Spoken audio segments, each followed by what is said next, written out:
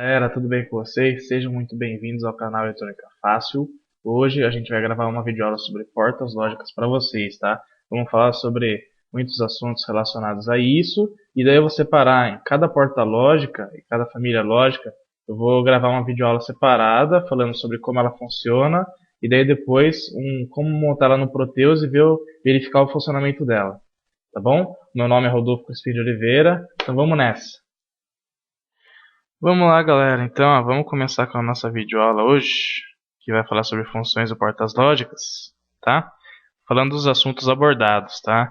Então, as funções e portas lógicas, a gente vai falar das básicas, tá? Que são as funções e ou e não, também chamadas na língua inglesa, né? And, or ou not, sendo que a não pode ser chamada de inversora, tá?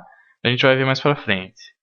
Então, as derivadas, que são a junção dessas funções básicas aqui, né, que vão formar a ne, também é chamada de não ou nend, tá? Que é a função e invertida. Também a no, não ou nor, né, do inglês, que nada mais é do que a ou invertida.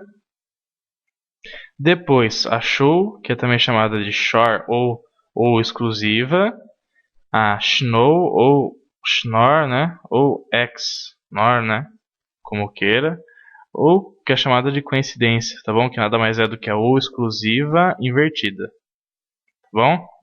Depois dessas funções lógicas a gente vai ver uma representação por circuito básico, a expressão aritmética, a tabela da verdade e a simbologia, na norma internacional e brasileira.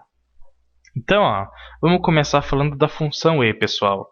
A função e é aquela que executa a multiplicação lógica de duas ou mais entradas digitais, que também são chamadas de variáveis booleanas, para então obtermos o valor da saída, tá? Então, vamos ver aqui como é o funcionamento. Aqui tem o circuito representativo que vai mostrar para a gente certinho como que é o funcionamento da porta lógica E, tá bom?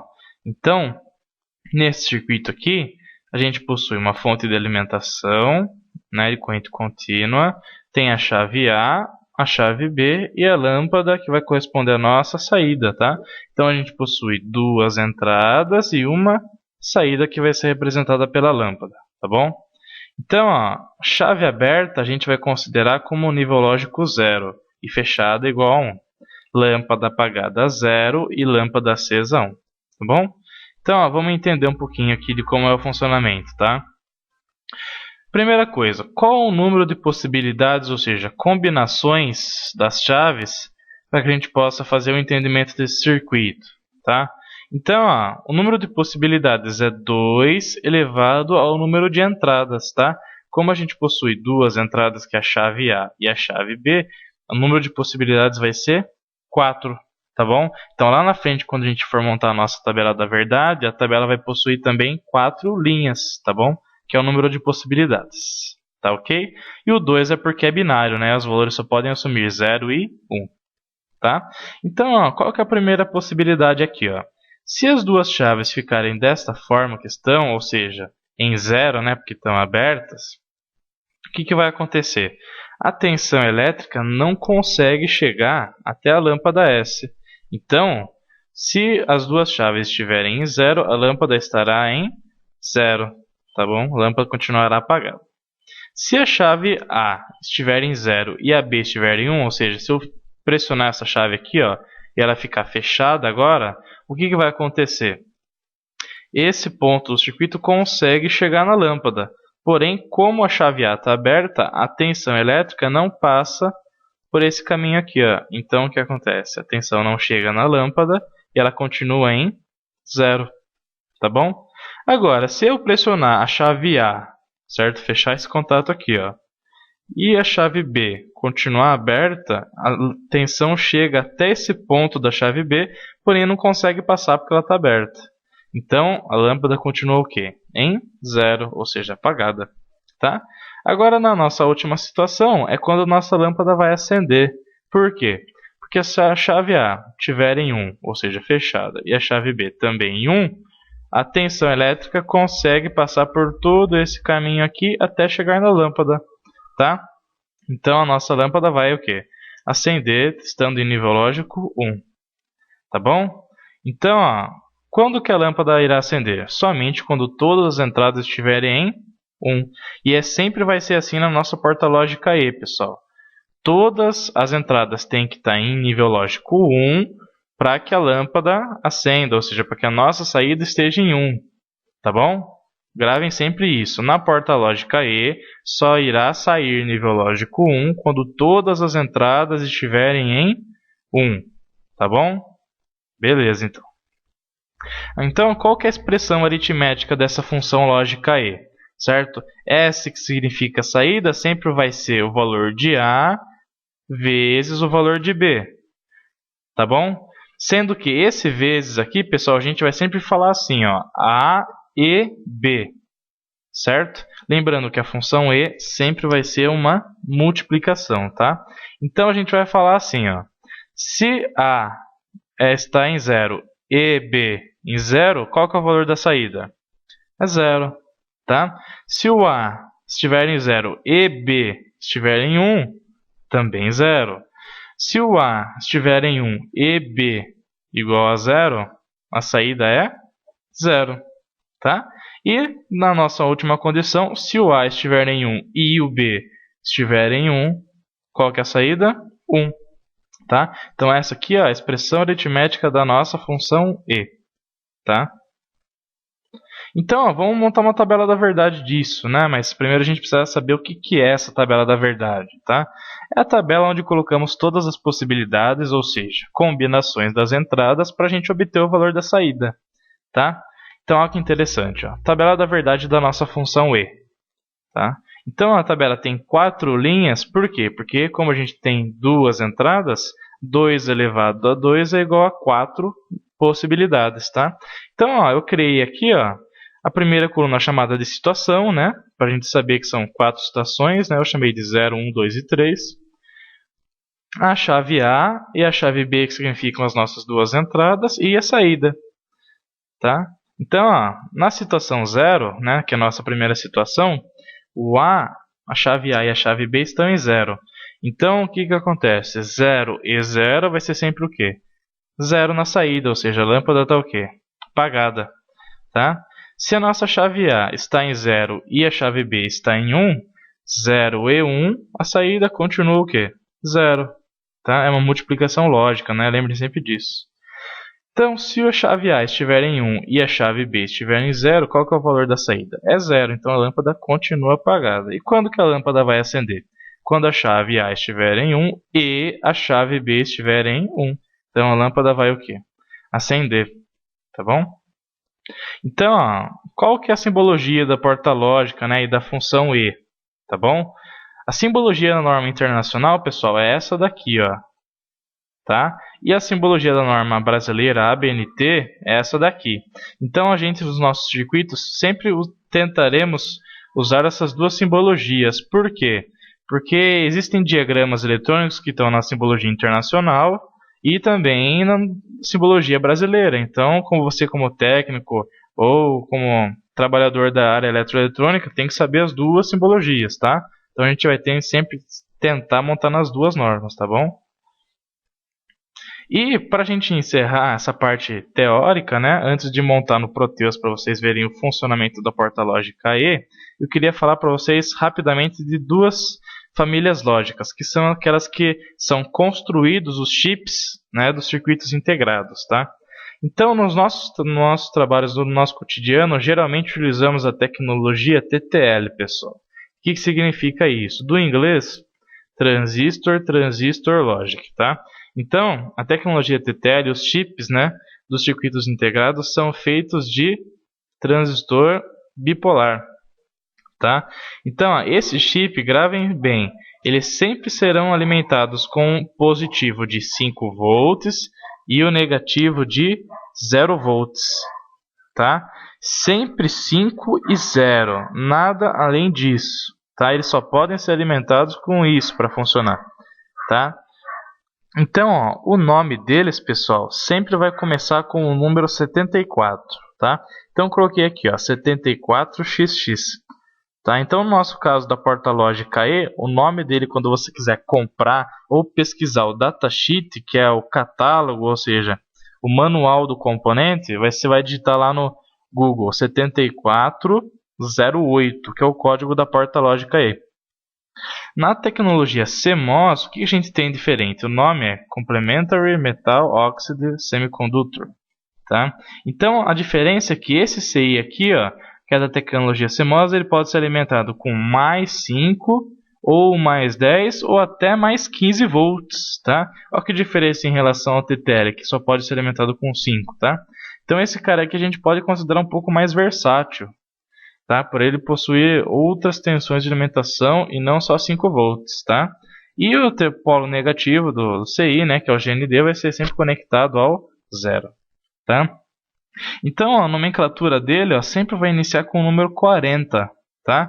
Então é 40xx, né? 40 alguma coisa. Então, ó, no caso da porta lógica E, a nomenclatura dele é 4081. Tá bom? Então, ó, basicamente a parte teórica da nossa aula é essa daqui. Tá? Eu queria mostrar para vocês agora como que a gente acha o catálogo, o manual desses 6, que é o datasheet. Tá? Então você vai entrar no Google, né, ou qualquer outro site de busca, né, e vai digitar simplesmente o nome do CI, no caso 7408. Tá? Então você clica aqui, ó. A primeira coisa que ele aparece aqui, tá vendo? Ó, são as imagens das portas lógicas dentro do circuito integrado. Ó. Tá? Então, para a gente pesquisar o datasheet, ó, é só clicar aqui, ó, nesse site que é Datasheet Catalog, que eu acho muito bom. Tá? Então, eu vou clicar aqui, ó, e vai abrir para nós os fabricantes que produzem esse chip, tá? Que é a porta lógica E, né? Então, ó, olha que interessante, ó. Ele apareceu aqui, ó, que o fabricante Fairchild faz a porta lógica E, tá vendo? Ó? Nesse caso aqui é uma porta lógica E, ó, de 2 entradas. E esse quad aqui representa que tem 4 portas lógicas dentro do CI, tá bom? Então, para você abrir o datasheet, é só clicar aqui, ó.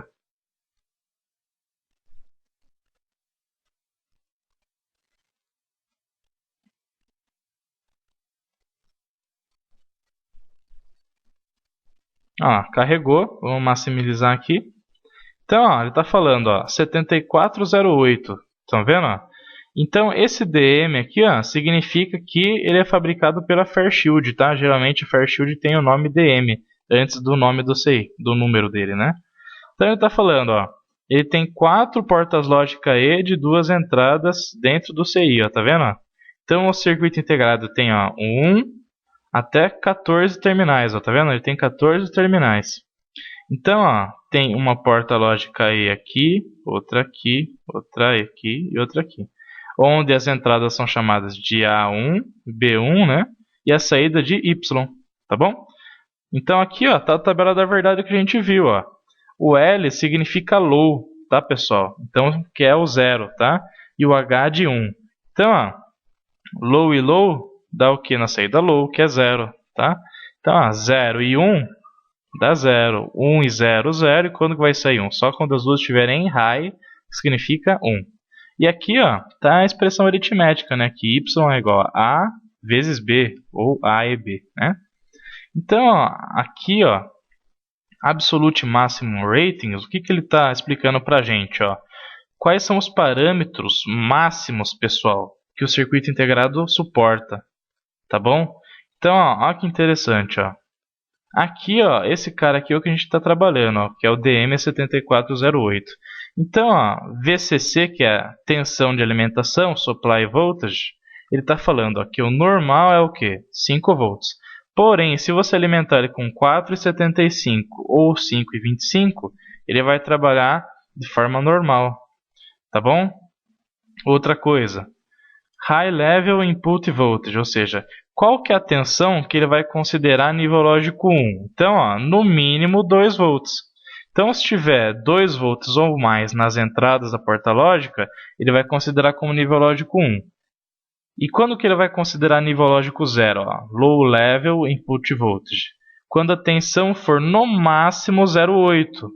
Tá? Então, por exemplo, se a tensão na entrada for 0,3, 0,4, 0,5, 0,7, ele vai considerar 0. até 0,8. Não pode passar disso. Agora você pergunta, Rodolfo, e se a tensão tiver entre 0,8 e 2 volts? Aí a porta lógica vai entrar numa chamada indecisão, chamada zona proibida. Tá? Então, a partir desse momento, ela vai ficar indecisa se o que está na entrada é 0 ou o que está na entrada é 1. Geralmente, pessoal, tá? Não são todas, mas geralmente os circuitos integrados consideram que nessa indecisão o valor da entrada é 1. Tá? Então, tome muito cuidado com isso. Tá? Se for colocar nível lógico 1, sempre tendendo de 2 a 5 volts. Tá? E nível lógico 0 de 0 a 0,8 no máximo. Tá bom? Então aqui está falando mais algumas coisas sobre temperatura, tá vendo? Outra coisa que é muito importante também é a parte de corrente elétrica que pode sair do CI. Tá? Então vamos dar uma pesquisada aqui. Aqui está falando da parte mecânica do CI, né? Todas as dimensões dele, tá? Dos encapsulamentos, né? SMD e PTH. SMD, pessoal, é esse aqui, ó, que é soldado por cima da placa, tá? Surface Mount Device, SMD, né? E o PTH é aquele que a placa é furada e ele é soldado por baixo, tá bom? Depois eu posso até fazer uma videoaula explicando mais sobre isso aí, tá bom? Vamos ver aqui. Olha que interessante, ó. Supply Current with Output High, ó. Tá vendo? Quer dizer que o CI consome 21 mA, ó. Tá no máximo quando a saída está em nível lógico 1, tá bom? Vamos ver mais alguma coisinha aqui, ó.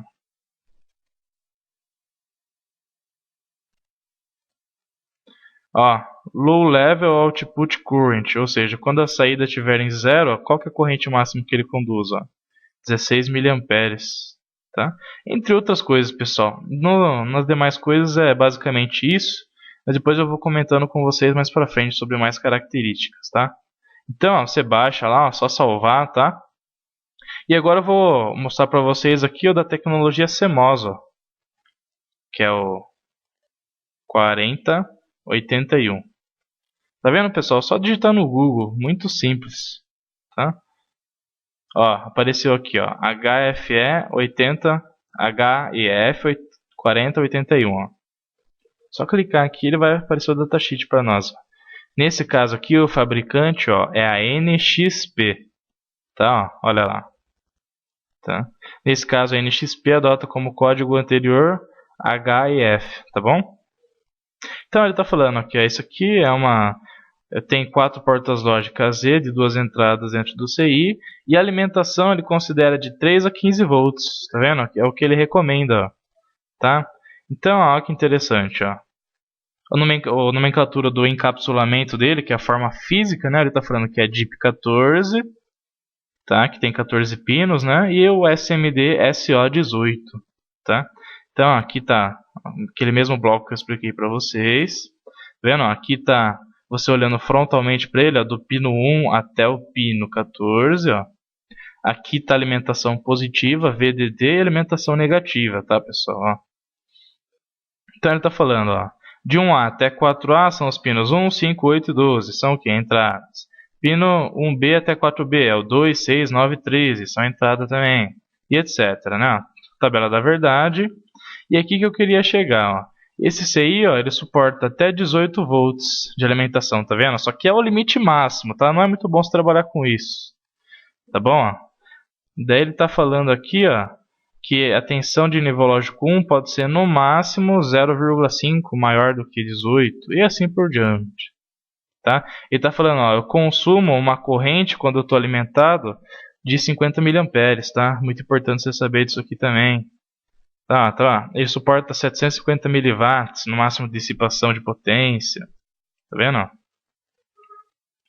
Aqui, ó, tensão de alimentação para nível lógico 1 e nível lógico 0 nas entradas, ó. Tá? Então, ó, por exemplo, se o CI for alimentado com 5 volts, o que vai acontecer? Ele vai ser considerado nível lógico 1 a partir de 3,5 na entrada. Tá? Se ele for alimentado com 10, o nível lógico 1 a partir de 7 volts. E com 15 volts, nível lógico 1 é considerado a partir de 11. tá? Agora, olha que interessante, ó, a variação da temperatura ambiente, ó, estão vendo? Ó, não influencia tanto no valor da tensão, ó, para nível lógico 1 e para nível lógico 0 também. Tá vendo? Para nível lógico 0, ó, esses são esses outros valores aqui. Tá? É só vocês lerem daí, prestarem bem atenção. Ó. Aqui ó, ele vai falar todas as características para vocês, tá, pessoal? Mas eu não vou continuar falando muito, senão a gente vai ficar muitos e muitos minutos falando sobre datasheet aqui, tá? Mas no decorrer das aulas a gente vai falando disso também. Tá bom? Então, ó, eu vou encerrar essa videoaula por aqui. E na próxima eu vou falar sobre Proteus, tá bom? Eu vou montar no Proteus a porta E. Depois eu vou fazer mais uma videoaula sobre a porta lógica U, tá bom? Então, muito obrigado por enquanto e vou fazer do Proteus agora. Valeu, abraço, tchau.